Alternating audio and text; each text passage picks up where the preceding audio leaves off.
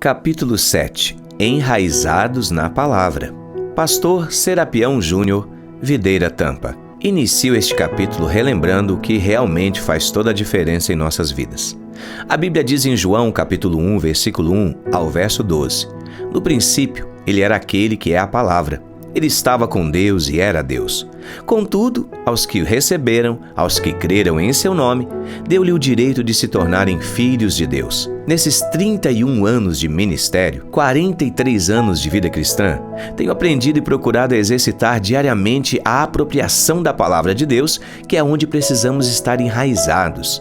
Nela estaremos aptos a criar raízes em todo lugar onde Ele nos plantar e, por mais que sejamos transplantados para o cumprimento de um propósito, estaremos firmes e com todos os nutrientes necessários para que sejamos de fato uma árvore frutífera, onde quer que estejamos.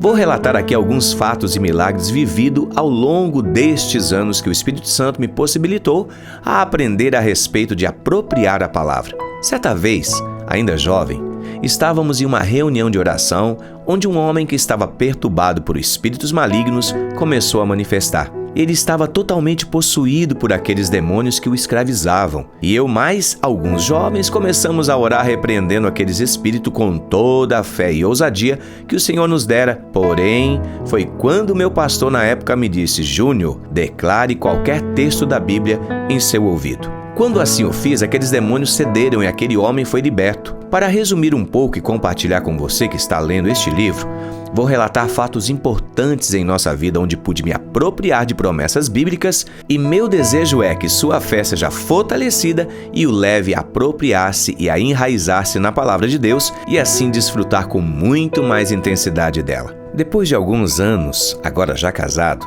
quando esperávamos pelo nascimento de nossa primeira filha, Cássia, através de uma ultrassonografia, o médico constatou uma hidronefrose severa, ou seja, o seu rim esquerdo precisaria ser removido e ela teria que viver apenas com um rim.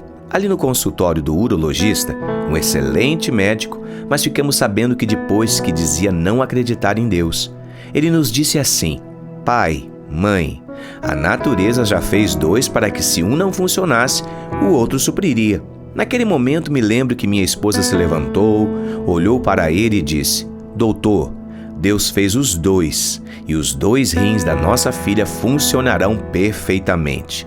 10 dias após o nascimento fizeram uma nova ultrassonografia e os médicos constataram uma regressão espontânea, o que os surpreendeu muito, pois até aquele momento nunca haviam se deparado com algo assim, ou seja, nosso Deus a curou e aquele médico pôde reconhecer que Deus existe.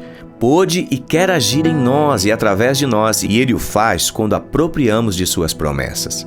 Quanto mais enraizados em sua palavra, mais desfrutamos dela. Em janeiro de 1994, fui ordenado ao ministério pastoral e, após orarmos e entendermos que era tempo de Deus para nós, aceitamos o desafio de plantar nossa igreja em Florianópolis. Estávamos muito animados com o que Deus iria fazer naquele lugar. Eu, minha esposa e mais 4 missionários nos instalamos ali em fevereiro e começamos um projeto evangelístico. Em um sábado fomos com os irmãos conhecer o shopping da cidade. Estacionamos no 4º andar, pois o estacionamento era de andares acima das lojas, e quando fomos descer para o 3º andar, estávamos com nossa filha mais nova, a Kessia, no braço.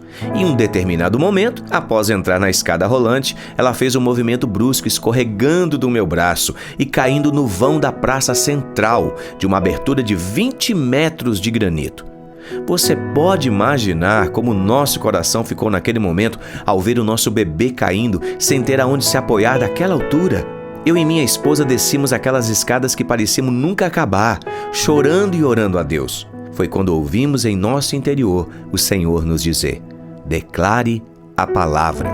Me lembrei do texto de João, capítulo 14, versículo 12. Digo a verdade. Aquele que crer em mim fará também as obras que eu tenho realizado. Fará coisas ainda maiores do que estas, porque eu estou indo para o Pai. Da mesma forma, o Senhor fez a minha esposa se lembrar do texto em que ele ressuscita Lázaro. João capítulo 11, versículo 38 ao 44. Querido leitor, a palavra de Deus é tremenda. E assim, a fé vem pela pregação e a pregação pela palavra de Cristo.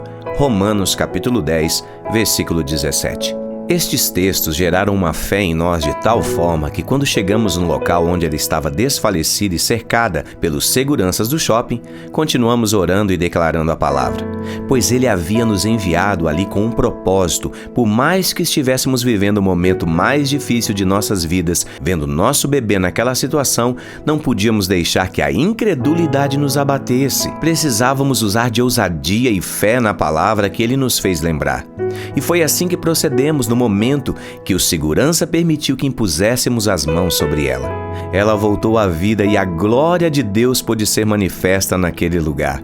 A partir daquele momento, portas foram abertas para nós naquela cidade. Pudemos testemunhar do milagre de Deus em vários lugares e igrejas, fortalecendo assim a fé daqueles que ouviam, e até hoje, quando testemunhamos desse milagre, em nossas vidas o nome do Senhor é glorificado. O meu desejo em relatar esses fatos a você é mostrar que nossas raízes precisam estar firmes na palavra. Sei que assim como o Senhor nos desafiou a irmos para Florianópolis, Santa Catarina, depois para Brasília, depois Goiânia, depois Coconut Creek, Flórida, Orlando, e nesses últimos 8 anos aqui em Tampa, Flórida, de onde escrevo este capítulo e onde temos tido também grandes testemunhos. Um deles foi quando o furacão Irma passou pela Flórida. Em sua rota, quando entrasse em Tampa, passaria exatamente em cima do condomínio onde morávamos. Estávamos com um grupo de 12 irmãos em nossa casa orando. À medida em que louvávamos e declarávamos a palavra, acompanhávamos sua trajetória. E pudemos ver o livramento de Deus quando ele desviou passando por uma área menos habitada em Tampa e Orlando.